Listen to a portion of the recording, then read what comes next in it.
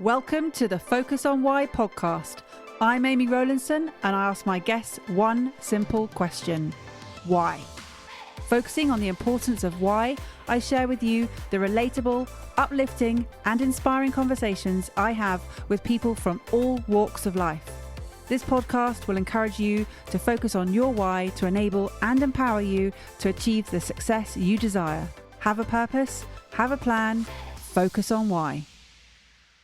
Today on Focus on Why, I am joined by Caroline Strawson. Caroline, welcome. Oh, thank you for having me. It's so great to be here today with you. Well, as a fellow podcaster, I'm excited to have you on the show and for you to have the tables turned so that you're officially in the guest seat today. Oh, I know. It's unusual to reverse this. It's normally me doing my own podcast. So yeah, it's lovely. So a lot more talking from your perspective today. Absolutely, yeah. And it's a subject that I'm really, really passionate about as well. So share with us what it is you're up to at the moment. So at the moment, I'm literally mid-launch of my Narcissistic Trauma Recovery Program, which is kind of an integration of my membership and a sort of 12-step deep healing cognitive and somatic system that I've created, really looking at the trauma of narcissistic abuse, because it is trauma. You know, it's a word, I think, narcissist, that we use probably far too frequently in our society, which actually really sort of diminishes really the experiences of those sometimes who have been in relationships with this narcissist, whether that be a partner or a parent, co-worker, friend. So, you know, I wanted to put together a program that didn't just work on what goes on in the brain and mind, but also the body. You know, trauma is stored in the body, you know, and when we talk about trauma, I think a lot of people actually misunderstand even what trauma is. Because even when we look at sort of psychology and stuff, we can even label trauma big T and little t. And I kind of don't agree with that, because trauma is very individual. It's very personal based on our own past experiences. So what may be traumatic to one person may not be to someone else, but that doesn't mean we should judge the person who does feel very traumatized by something. And again, I think when we talk about the word trauma, it doesn't just mean abuse or neglect. Trauma is any overwhelm to our system and our capacity to cope, and then what gets locked in our body, causing us to react in the present moment because it's still kind of running on stuff from our past. So, for instance, you know, if you've got a sort of self-worthiness wound of, say, I'm not good enough from past experiences, and somebody in the present behaves in a way that you could construe that they're trying to make you feel not good enough, you're going to react. So you might be angry at that person, you might get very, very defensive, and that's a trauma response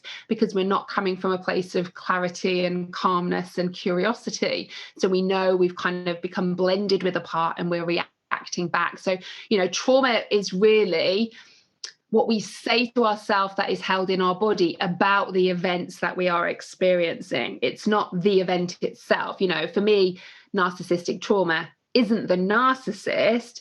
Narcissistic trauma is what we say to ourselves on a very deep level about the narcissist behavior. They're behaving like that because I'm not good enough. They're behaving like that because I'm unlovable or not important. That's the trauma. But the beauty of that, though, as well, Amy, is the power for us to heal then is within us, not changing somebody else's behavior. So is that almost a case of you're not blaming the narcissist for being who they are?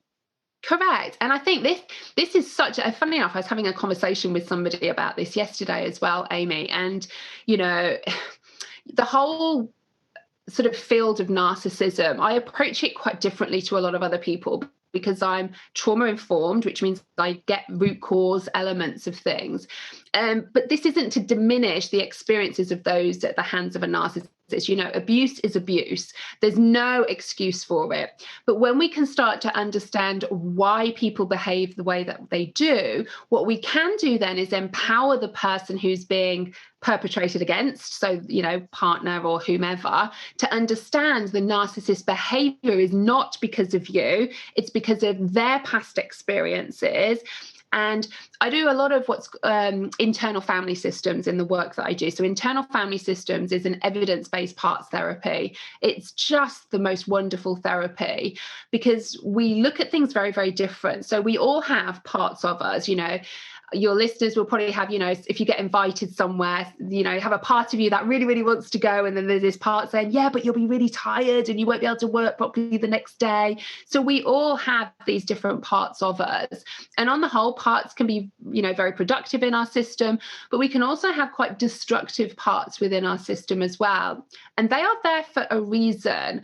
When I think of sort of anxiety or depression or perfectionism, self-sabotaging, emotional eating, addictions.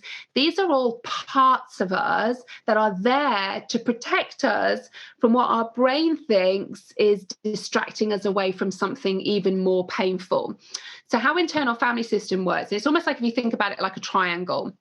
So when we are all born, we come into this world and we are our true self. And the true self in internal family systems is somebody who is calm and compassionate, confident, curious, living with clarity. They're very creative and calm. And if we're not coming from that place, then we're not living as our true self. It means we've blended with a protector part. So why do these protector parts come up? Normally from our childhood, we get what's called these wounds or exiles, as we call them in internal family systems. I like to call them self-worthiness wounds. So these self-worthiness wounds start to form because we interpret and perceive other people's behavior as a reflection of us. Our brain needs reasons for things. So if we have a parent who behaves in a certain way towards us, then we need to kind of rationalize that, find a reason for that. And a child will always think it's because of me, because I'm not good enough. It's because of me, because I'm not important, or I'm unlovable, or I don't matter, whatever then that comes up. That then creates this wound, this stuck younger inner child, this exile, that in that moment the brain goes, don't want to feel like this again. This is too painful for me to feel. And the brain's number one job is to keep us alive and safe and to move us away from pain. So if in that moment it feels painful when that wound was formed, everything in our system then becomes about us not feeling that pain again. And we get all these protector parts coming up. So again, some of your listeners might emotionally eat. They know they shouldn't, but in moments they go and eat a slice of cake or eat 10 bags of crisps, of which I can relate to because emotional eating has been a very strong protector part for me. Now, we know on a cognitive level, we don't want to do that. But when we are triggered in any given moment, it's like someone's scratching the scab of that wound in that moment, trying to make you feel what that wound is, that self-worthiness wound. So your system kind of goes, don't worry, I'm going to distract and soothe you away from feeling that wound. Let's go and eat a piece of cake. And this can go even more extreme. Let's go and have drugs. Let's go and self-harm. They can be very extreme, these protector parts, because they are driven by, they'll do anything in their power to stop you feeling that core wound. So if we think about all our systems are driven by, we have our true self, then we get these exile wounds, and then the exile wounds, for us not to feel like that, we have these protector parts that show up for us in our everyday life. And again, that can be things like procrastination. It can be in business, it can be in personal relationships. If we know we're not coming from a place of calm and clarity, et cetera, then we've blended with a part because our system has gone into protection mode. Now, that is the same for everybody, including narcissists. Narcissists aren't born narcissists. That may not just mean, though, that their parents treated the narcissist in a certain way, because, of course, a narcissist will also have trauma from their childhood too. And their perception of that is it's because of them. They create that wound. And I kind of liken the word narcissist almost to the collective term of a person's protector parts that are very narcissistic. Now, the problem with a narcissist, though, is we can never get beyond those narcissistic protector parts to work on what the core wound is, to then help them live into self-leadership and live as themselves. The person who's in the relationship with a narcissist, we can do that. So for someone like myself, I recognize, yes, there were wounds, whoever I would work with then, we could work on why are the protector parts there, we could work on the wounds so that I could start living as my true self. The issue with a narcissist is that they will never take ownership or responsibility. They don't recognize the subjective distress of their behavior. So when they behave in a certain way, if I went up to a narcissist, for instance, and I said, look, I recognize that those behaviors are there because they're actually protecting you from feeling something that probably happened in childhood for you, for whatever reason, the narcissist would never admit that. The narcissist would say, well, no, the reason I'm behaving like this is because you are behaving like that, or I'm having to do all of this. So there's no ownership of that, which again, it doesn't mean I would love to say, hey, send the narcissist my way. I will work on their core wounds and I will help them. It's not a case, because I do feel incredibly compassionate for that, because I recognize their behavior is coming from a place of them needing to stay safe, projecting that outwardly. So the narcissist intention all of the time is for them to not feel worthless.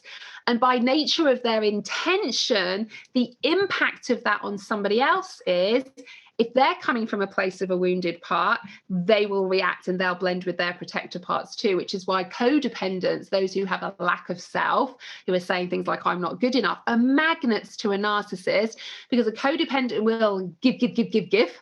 And the narcissist will take. And in some respects, it's like a match made in heaven, because they're both in some ways feeding each other. But of course, that isn't any way for a codependent to live, because then you end up living in dissociation, numbness. You're not living your life to the full. So whilst I would love to say, yes, we could help narcissists to not behave like that, I can't help somebody if there's no ownership of the fact they need help in the first place. And ultimately, like I said at the start, Amy, abuse is abuse. There's no excuse for a narcissist behavior. But if we can help those who've been victimized by a narcissist to receive how their behavior is, not from a place of blended with a part because they have a wound, but they're stepping into their true self and going, so the narcissist is behaving like that to me, not because of me, to me, because of their wounds. It completely shifts the power. So many people, when they're going through sort of relationships with narcissists, desperately try and change the narcissist's behavior.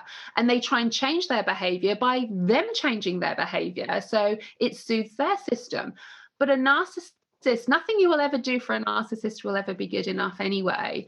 So you're going to keep on giving and trying and everything else, but your wounds will never get soothed, because it will never be good enough. Not because you're not good enough, just because nothing ever will be. So if we can get and empower somebody to recognize that other people's behavior is no reflection of them. And a lot of people will know that. Most people as adults, we kind of know that they're behaving like that. We can kind of see reasons why.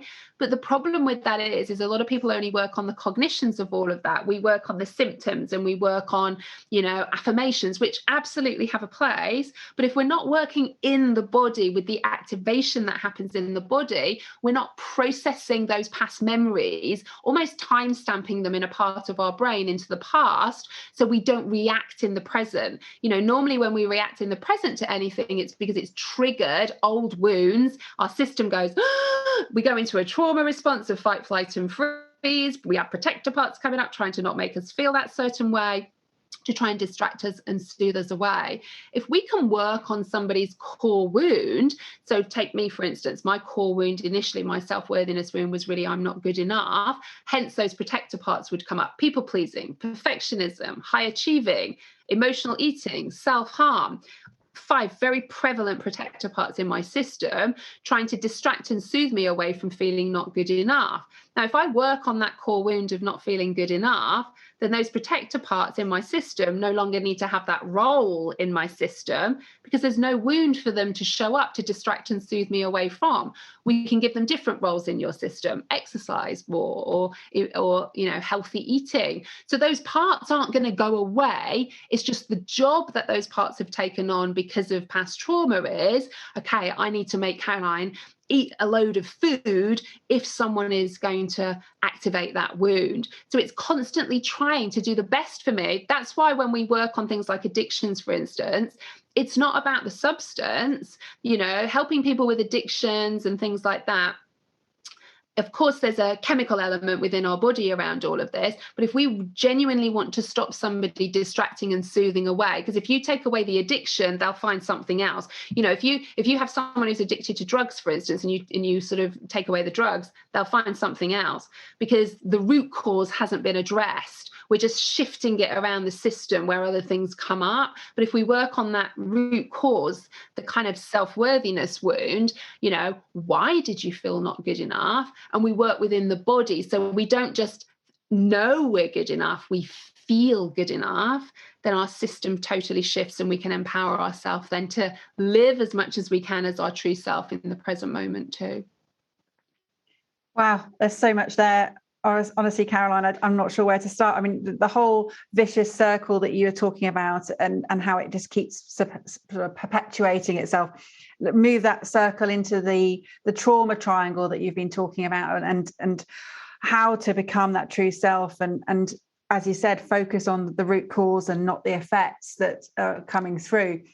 Where did this all start? My own experiences, sort of 11 years ago, really over the space of 18 months, I had a huge amount of trauma in my own life. So my mum passed away very, very suddenly.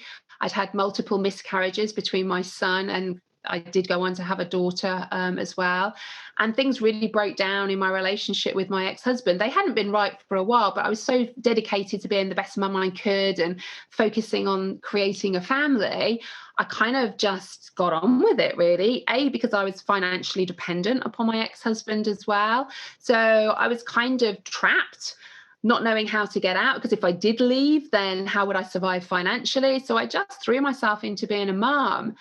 And I remember this one particular day then, he actually left me in the end. And I see it as a blessing at the time, but it was really, really scary when it happened, because I thought, oh, how am I going to cope financially? And I didn't actually know the extent of the finances at that stage as well, because as things unpicked over the following sort of couple of weeks, we were in over £70,000 worth of debt, and that then I was kind of this single mum. I grew up myself with Ladybird fairy books. So I was now kind of berating myself. My kids are from a broken home. I'm a single mom. It's downhill in my life from now, and I kind of really went between feeling very, very angry one minute to being very, very upset. I used to start my mornings on my bathroom floor, desperately trying not to have a panic attack. Sometimes I'd win at that. Sometimes I wouldn't. I would self-harm. So I'd kind of use the top of the toothpaste on the top of my legs. Little did I know about parts at that stage, because it was a great part in my system trying to distract me away from a little girl who wasn't feeling good enough. So my system was working very well. But of course, cognitively, I knew I shouldn't be doing that, but I had no control over doing that. And I was diagnosed with complex post-traumatic stress disorder. I'd got depression, anxiety. So it was a really, really low moment of my time. And again, with a narcissist, when you break up from one, most people, if they go through a divorce, it's kind of like you have the divorce and then you kind of move on from it. It can often get worse with a narcissist, because the abuse can escalate, because of course, when we split up, there had to be a reason for him to do that, and it would have to be all my fault. So there's this very much, when we talk about narcissistic abuse like this, there are flying monkeys and smear campaigns. So, I would know that he would be telling people about other things that I knew categorically weren't true. And of course, that made me feel even worse.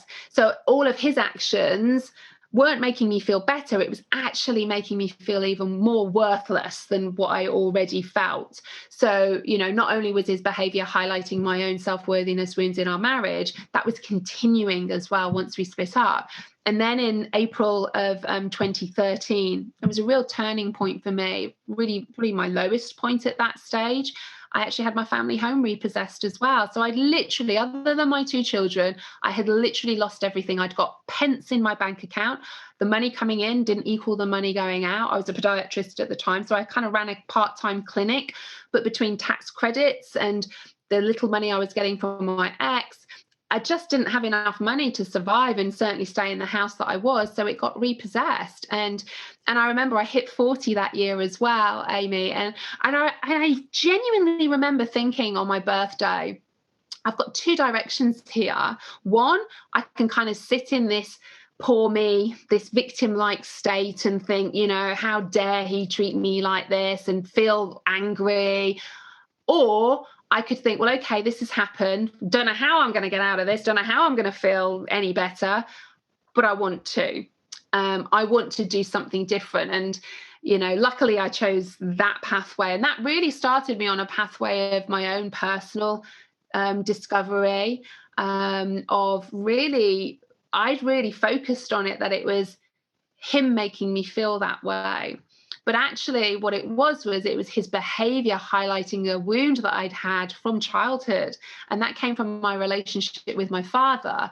So my father, and I love him, he's around today, but he was very unemotional. And my perception of that as a child was that I'm not good enough. I'm not lovable enough. That's why he's being like that with me. So that's what got wired in, which then, of course, then made me a magnet to a narcissist, because being with a narcissist was a very familiar feeling of not feeling good enough, because it took me back to my relationship with my father.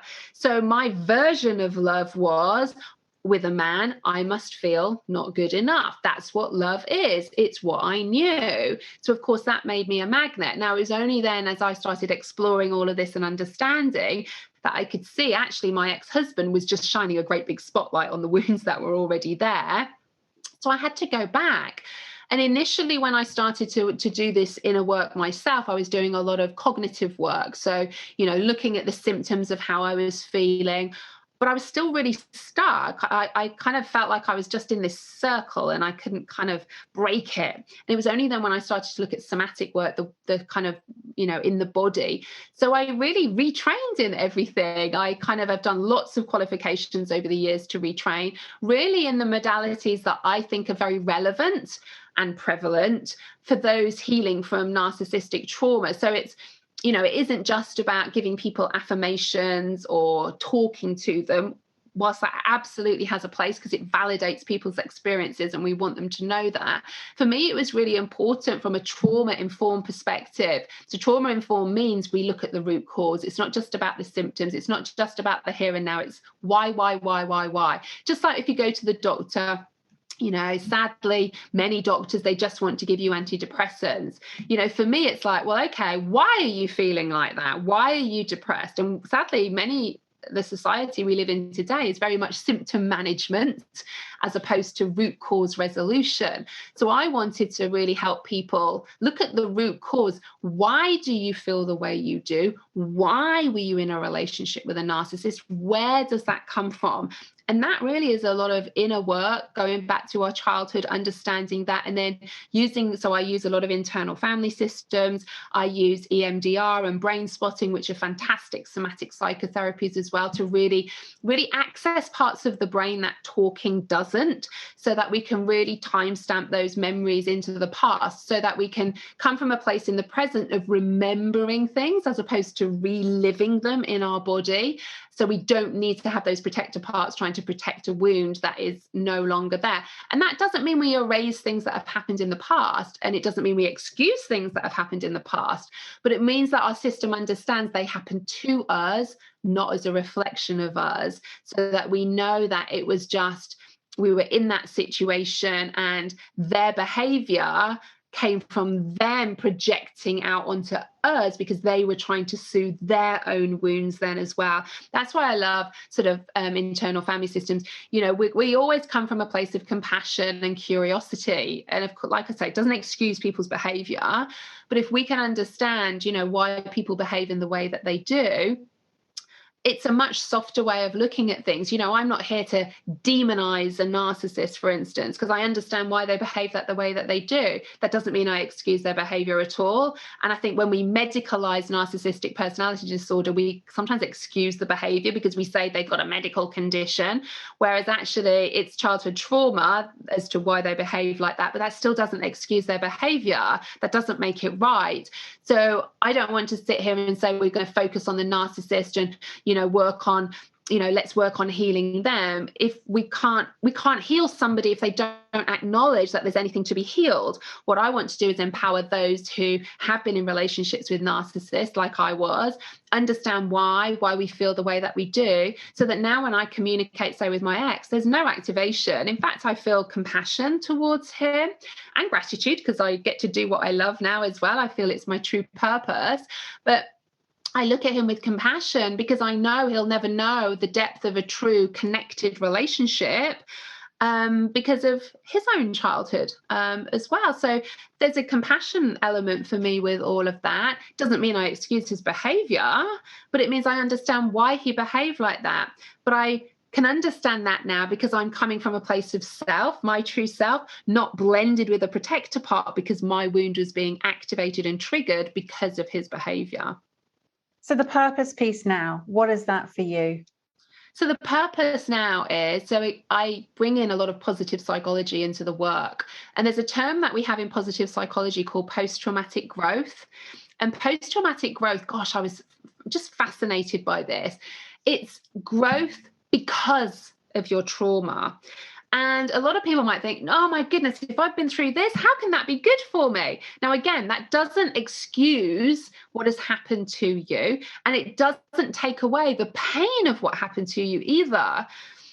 But what post-traumatic growth is, and I totally know I've had post-traumatic growth, it's allowed me to almost stop, almost to have an awakening in some respects, for me to start to realize, well, what is important? Joy, love, connection, what's truly important for me to live my life as my best self. So really, post-traumatic growth is about finding strength in your struggle, higher level living because of the trauma that you have been through.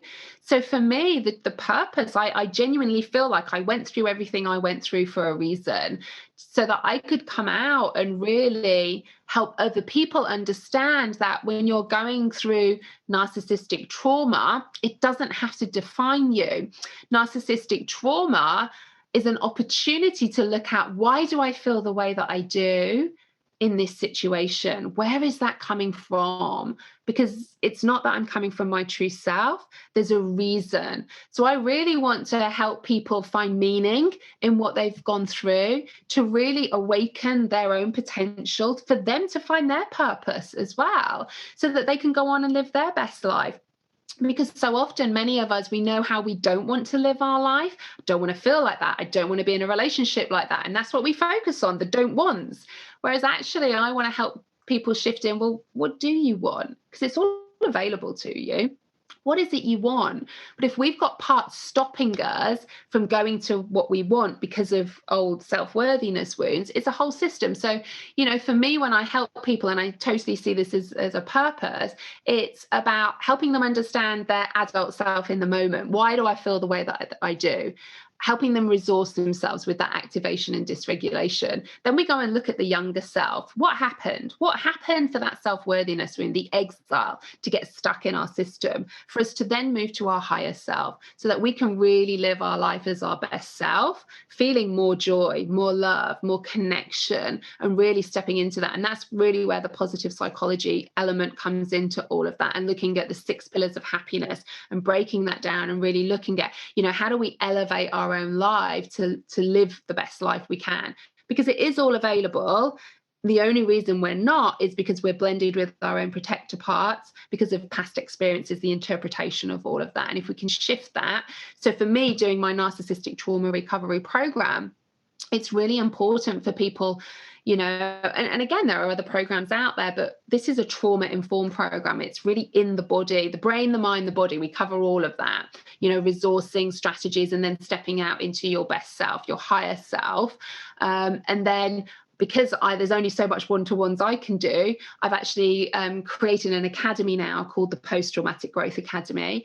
And I teach others to become certified narcissistic trauma-informed coaches. so that they can go on and help people understand why, to help them move forward. So we're creating this wave, this ripple effect then of really lifting the shame and guilt of people who feel I'm weak, I'm powerless, this is my fault, because it isn't. You're only feeling the way that you do and behaving the way that you do for a reason. So if we can understand that, then we can change everything. Do you recognize who you are now, Caroline? No, I kind of, when I look in the mirror now with, my life, I kind of feel like I'm really living as my highest self now. I very rarely get angry. I don't get me wrong, I do, especially to my kids sometimes. But that element of, I really don't have judgment of people. I feel such compassion. So even if someone was mean to me, it doesn't mean it doesn't hurt, but it means that I don't go into a trauma response of fight, flight, or freeze, because I recognize it's not because of me. Now, that doesn't mean it doesn't hurt, but it means I don't judge them, because I recognize they are behaving like that because their intention in that moment is to soothe maybe one of their own wounds, and that gets projected outwardly. So, for me now, I see people as parts. If they're not coming from a place of self, I just get curious and think, where's that coming from, kind of thing, because I know it will be coming from somewhere. That's not their true self. It's very rare, unless really someone's a psychopath, that they're behaving in a way because they're genuinely wanting to be mean and horrible. Everybody's intention is to soothe their system and to not feel that pain. So if somebody is behaving in a toxic way, it's because their wound is bleeding, really, and their protector parts are coming up, projecting outwardly to try and soothe their own system. Doesn't make it right, but it means if we can understand, it's not because of you. It never has been because of you. It's just happening to you. And then it's down to you. The power you have is how you receive their intention. What's the impact on you? Is the impact you blend with the part because you have wounds to work on, or you can see that coming from your own true self? And you mentioned right at the beginning that the word narcissist is used far too frequently. In your sort of true sense, how do you use the word? So for me, a narcissist has a whole host of traits. I mean, in the DSM, which is the Diagnostical and Statistical Manual, that is what is used to diagnose narcissistic personality disorder. And in there, they list 9 traits, but there's only 9 traits. And, to get even a diagnosis, it means someone has to go, hey, I think I'm a narcissist. I need to go and get a diagnosis. But I don't personally agree with diagnosis or anything like that, because it goes far beyond all of that. For me, again, I get the root cause of all of this. So I list probably about 36 traits, coercion, manipulation, anger, gaslighting, grandiosity. There's a whole host of traits that I will list that a narcissist will have. But it has to be, because a lot of them you might read and think, well, I'm like that as well. We all have some narcissistic traits, but really all of these happen with a narcissist pretty much on a daily basis in all aspects of their life as well. And so over a period of time, and it becomes abusive in that format. So one of the key things I think for a narcissist is there is no empathy, none. And just to give you an example of that as well, the empathy can be very different in private than in public. I remember when I was really poorly, when I was with my ex-husband, and I remember he worked for an airline and he was going off for a number of days, and we've got our children. And I knew I was really poorly and would really struggle to look after them. And it wasn't often I would say that. And I literally remember crying on our lounge floor saying, please, you're going to have to stay at home. And I remember, and I can still remember it now, him looking at me like he was watching paint dry. There was just no empathy, nothing. Yet the next day he did stay eventually. It took about 3 hours before he made that decision. And boy, oh boy, did I know that, but there was no empathy. But then when my parents came around the following day, it was his idea to stay at home. It was his idea to look after me. Because, of course, then his agenda was my parents going, aren't you a great husband? Aren't you lovely looking after Caroline? So there's a real difference between how a narcissist behaves in public than in private. But one of the key things is empathy. A narcissist will have no empathy. And again, there's science behind that from an fMRI perspective, where we look at the brains of narcissists, where they have very few, if any, what we call mirror neurons as well. So there's a whole element that we can see around all of that too. But yeah, A narcissist really is somebody who obviously doesn't recognize their own behavior. They will behave in a certain way. They will have no empathy. They can be, there's 10 different types of narcissist as well. Probably for me, the most dangerous type is what you call a covert narcissist. Not the typical narcissist people would think, that person who walks into the room who's kind of like, hey, look at me kind of person. A covert narcissist is very victim-like, the kind of poor me, behaving in a certain way. So people go, oh, no, you're really good at that. Oh, no, you're amazing. That is the most dangerous type, because they don't look like the traditional type of narcissist either. And if you break up from a covert narcissist, they will act like the victim. They will act like it's your fault. And that can be very, very hard on you then as well. So that's probably the most destructive type of narcissist. So what's next? What's the big mission for you, Caroline? So the big mission for me is to help people understand narcissism through a trauma-informed lens.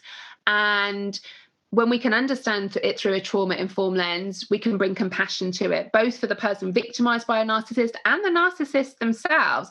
That doesn't excuse their behavior, but if we can sort of understand behavior and then empower people to recognize. And, one of the things that I want to do towards the end of this year, beginning of next is, I'm in the process of creating a program for professionals as well, lawyers, attorneys, financial planners, so that they can learn more about narcissism through a trauma-informed lens. So if they have clients that come to them, because clients, when they come to them, can be really angry one minute and then cry in the next minute. And of course, if you're trying to work with them, that can be quite hard for the professional to work with someone like that. And it almost, the professional might think this person's crazy, but that will make the client feel even worse from a trauma-informed perspective. So yeah, I'm in the process of creating a program end of the year, beginning of next year as well for professionals. So I'm kind of working on those victimized, and that will be through my narcissistic trauma recovery program, my coaching certification. So obviously there's only so much one person can do in the world. So it's kind of creating that sort of next generation of coaches who understand narcissism through a trauma-informed lens, and then working on the court system, the professionals. So, we can really help people start to understand root cause, trauma-informed, with a place of compassion, not judgment, not blame, not like, oh God, look at how they're behaving and everything. That's judgment. That's you blending with your protector parts. We want to come from a place of compassion and not judge someone if they're behaving in a certain way, and come from a place of curiosity and think, why are they behaving like that? So rather than, oh gosh, look at them, why not say what happened to them for them to behave like that? So when you've got the words narcissist, trauma, recovery in your titles, How can people sort of stop clinging onto those and move forward? I think it's about stepping into their higher self, and that has to come from taking small steps to start off with. If I said to somebody, oh, you can feel like me, that's going to feel like a mountain for them to go. Okay. So it's small steps. And I always say little steps lead to giant leaps at some stage, even if we're going hour by hour at some stage when we're dealing with trauma too. So it's really important for people to recognize where you are right now does not mean it will be where you end up. 1 hour at a time, if necessary. Get that system calm, be nice and present, a lot of mindfulness, be in that present moment where hopefully you are safe, so that your system can learn what it feels like to feel safe again. And we can start to really move forward and work within the brain, the mind and the body as well, and have that understanding through a trauma-informed lens. So there'll be people out there who will be thinking that they resonate with what you've shared today, and they've recognized parts of the different elements that you've got there. And you covered the anxiety, the depression, the self-harm, the sort of various eating disorders, self-sabotaging, the addictions. And they'll have that, where they are, they're okay, but they're not okay. How do they then, because you had almost the decision made for you. Yeah. How do people sort of, it was like there was no other way almost. So how do people break free from the cycle? So there's a number of ways there. One, support network. It's so key at that stage. And the primary element of this, if someone's in a relationship like this, is safety. This isn't about me saying to anybody, just get out, just leave, because it's like that. Safety has to be a priority. More murders in domestic abuse happen in the first 7 days of someone leaving a relationship. So safety is a priority here. But, I work with people where they're still in the relationship, for instance, and we create a safe exit strategy for them. So we put things in place, we set things up like that to start off with. And one of the key key things really for somebody, if they're listening and they're feeling like maybe that is them, but they're still in the relationship, and how do they get out? Reach out, get some support. Now, that might be going to a local domestic abuse charity. And again, I'm not, narcissists can be male and female. It's not just men that are narcissists. Predominantly, there's a higher percentage that are, but women can, I've worked with men, and they can be narcissistic women out there as well. So safety is a priority when it comes to that. And how I work with people like that, it's about just helping them recognize enough to feel safe enough in their system to actually make those decisions. Because remember, we can't judge somebody who stays in a domestically abusive relationship, a narcissistic relationship, because everything in our system is driven by safety. Remember, the brain's number one job: to keep us safe, to keep us alive, and to move us away from pain. So if someone is staying in a relationship like that, we cannot judge them for doing that. What we can do is feel compassion that their system thinks it is safer to stay in the relationship than to leave. So if we can support them with no judgment, so that we can start to help them to feel safer, to feel maybe they might be good enough, to feel that they could have the confidence to move forward, they are then more likely to make that decision themselves that, oh, okay, it could be safer to leave now. How do I do that? And that's then when we create that safe exit strategy then as well. Yeah, because as you say, that the safety is the primary responsibility of the brain, and where they are, they know what the worst thing is that could happen where they are. But when there's the unknown comes in, the brain doesn't know what's going to happen. Absolutely. And that's why anybody who's, and I often have family members write to me and say, oh, my daughter or whoever is in this relationship, and I keep telling them to leave. And I say, actually, you telling them that is actually making the situation worse. Because if they're staying in the relationship, they're already coming from self-worthiness wounds of I'm worthless, I'm not good enough.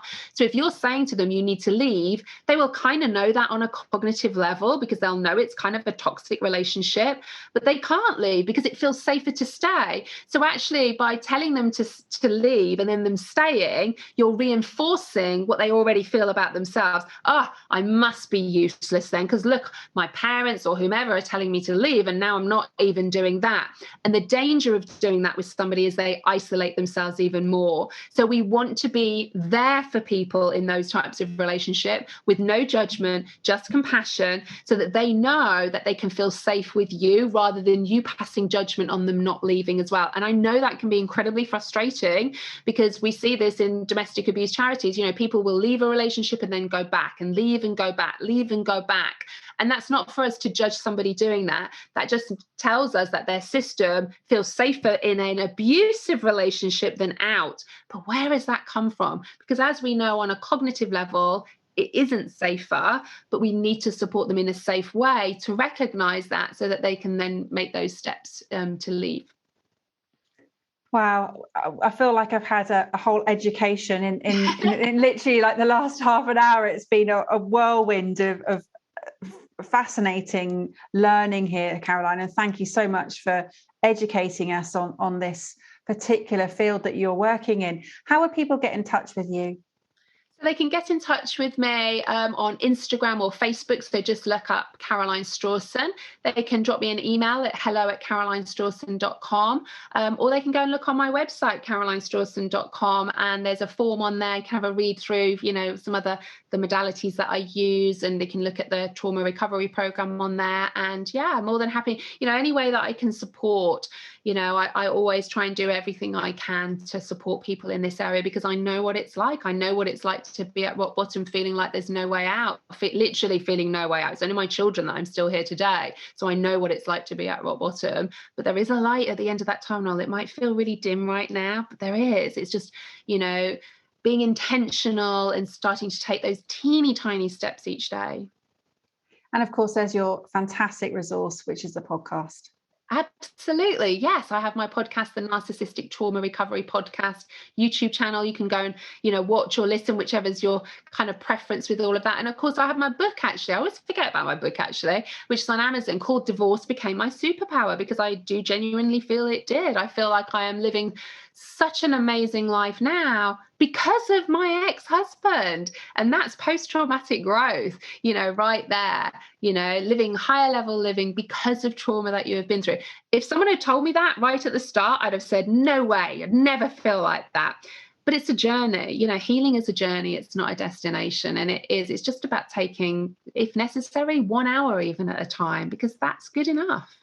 And you just mentioned your ex-partner, and you show the compassion and gratitude towards him for what's happened.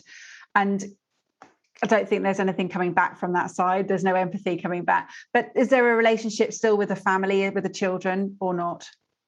It very fractured. But the beauty of that is my children absolutely recognize that their father's behavior is no reflection of them.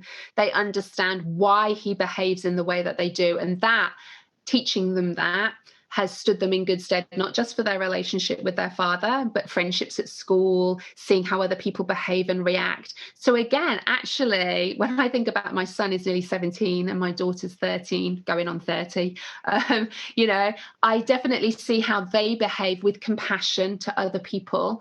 And they recognize that how other people behave is zero reflection of them.